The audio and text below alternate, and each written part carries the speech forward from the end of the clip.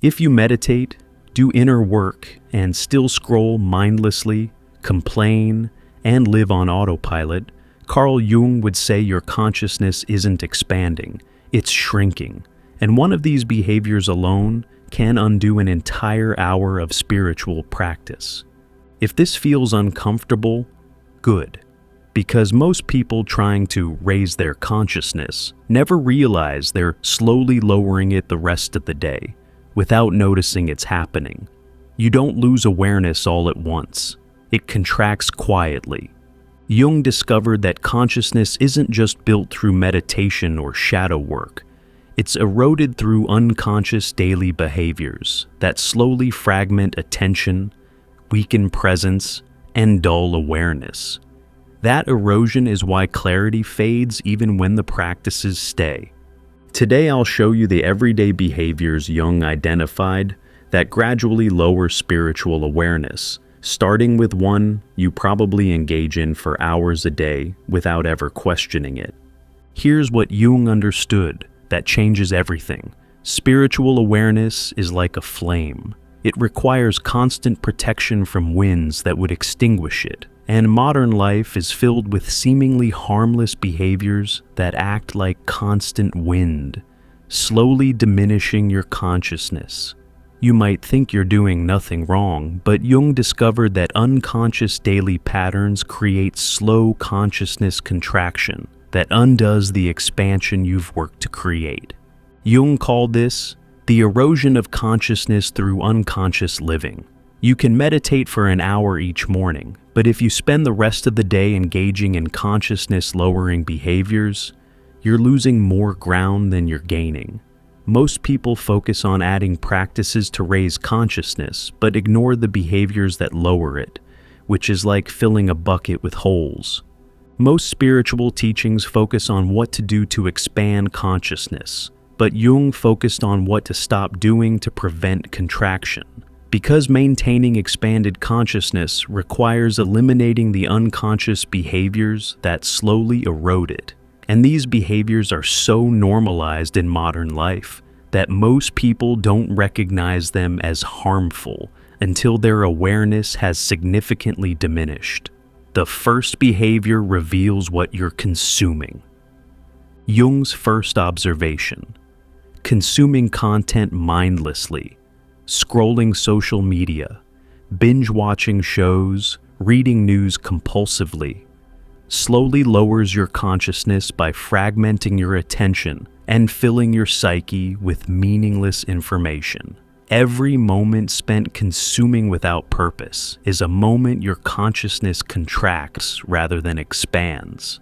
Think about your content consumption. Probably hours daily of scrolling, watching, reading without conscious intention. And Jung discovered that unconscious consumption doesn't just waste time. It actively lowers consciousness by training your mind to be passive receptor rather than active creator. Your awareness becomes dull, fragmented, unable to sustain deep focus. One of Jung's patients described recognizing this. I was meditating daily, but my awareness kept contracting. Jung asked about my content consumption.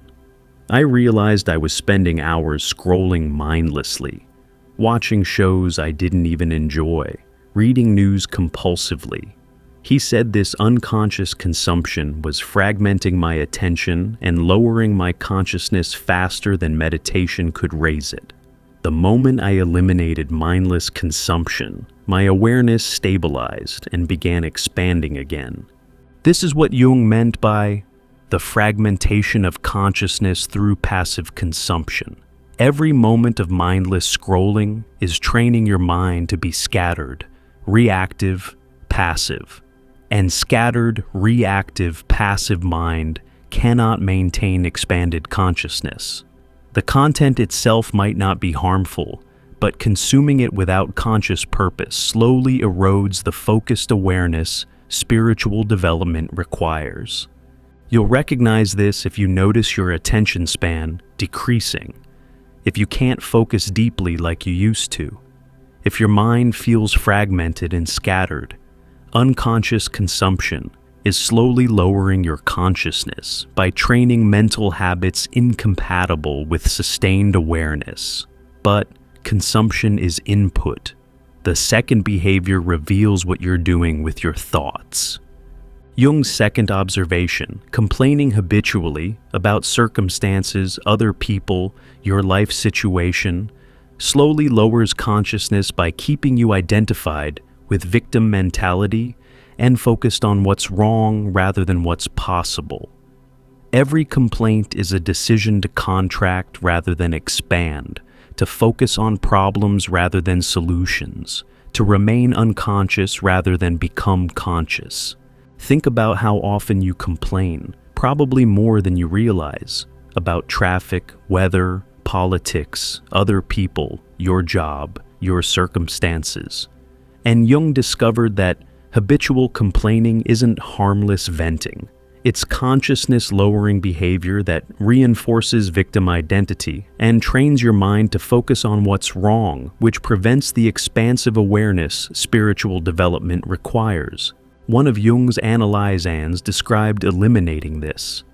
I didn't realize how much I complained until Jung pointed it out. Every conversation included complaints about my job, my spouse, the world. He said each complaint was contracting my consciousness by reinforcing victim mentality. I wasn't empowered observer of my life. I was victim of circumstances. Once I stopped complaining and took responsibility instead, my consciousness expanded dramatically. The complaining had been slowly eroding my awareness for years.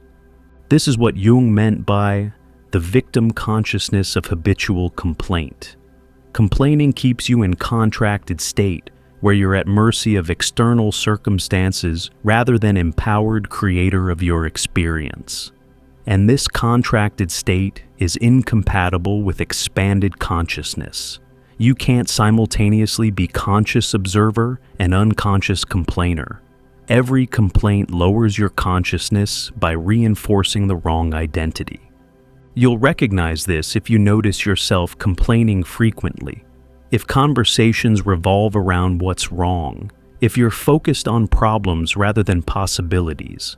Habitual complaining is slowly lowering your consciousness by keeping you identified with victim rather than creator. But complaining is verbal. The third behavior reveals what you're doing with your attention.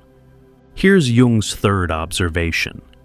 Maintaining relationships that drain you, lower your frequency, or keep you engaged with unconscious dynamics just because you feel obligated slowly lowers your consciousness by requiring you to contract to their level to maintain connection.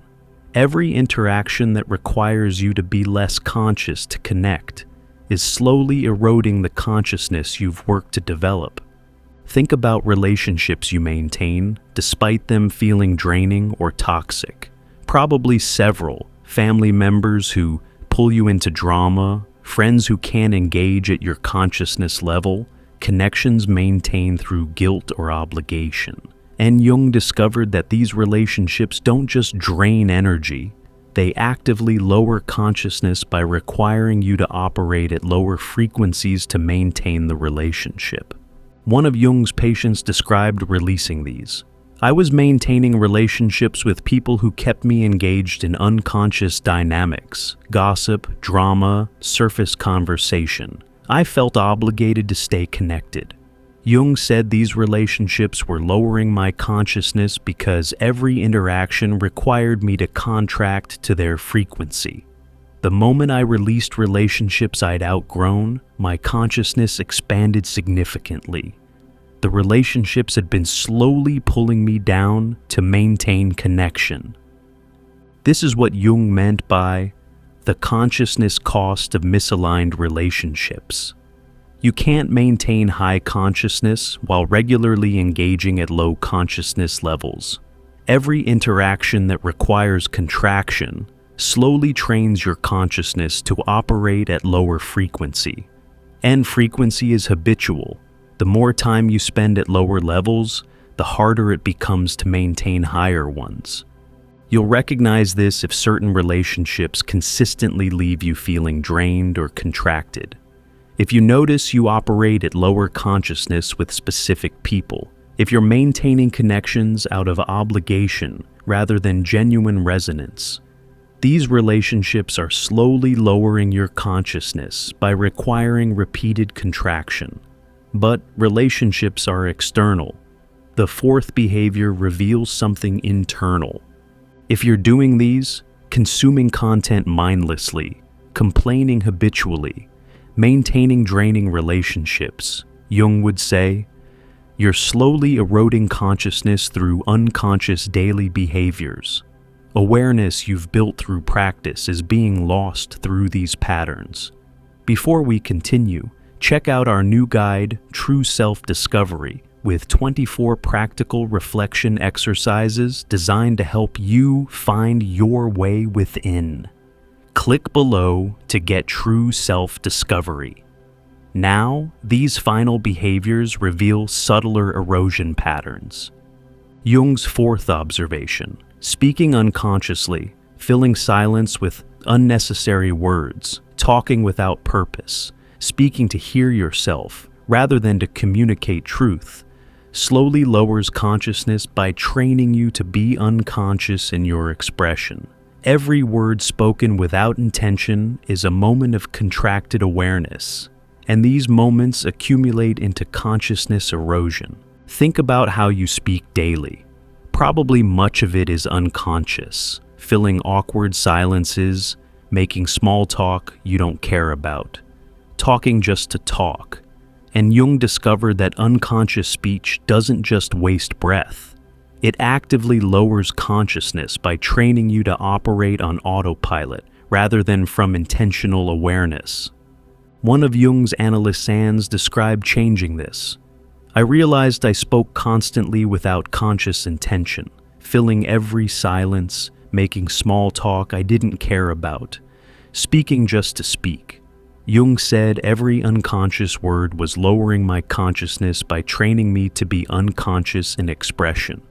When I started speaking only with conscious intention, only when I had something true to communicate, my consciousness stabilized at much higher levels. The unconscious speaking had been slowly eroding my awareness. This is what Jung meant by the consciousness cost of unconscious speech. Every word spoken without intention is a moment of unconsciousness, and enough unconscious moments create unconscious patterns. Speaking consciously, only when you have truth to communicate, only from intentional awareness, maintains consciousness. Speaking unconsciously slowly erodes it by training habitual unconsciousness in expression. You'll recognize this if you speak constantly without much to say, if you fill silences automatically, if you talk just to hear yourself.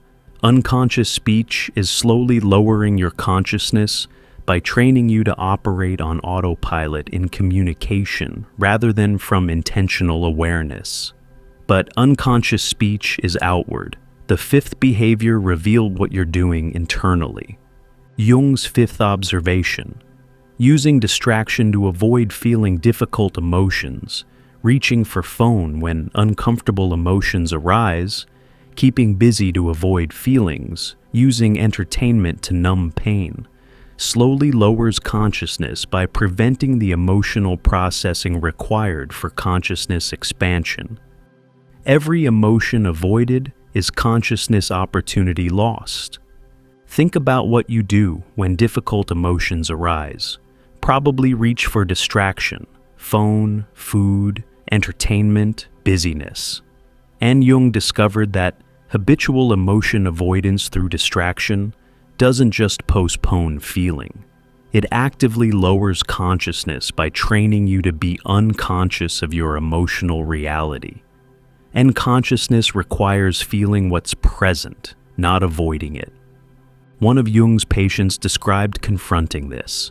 Whenever uncomfortable emotions arose, I'd immediately distract myself, scroll phone, watch something, stay busy. Jung said this was slowly lowering my consciousness by training me to avoid rather than feel.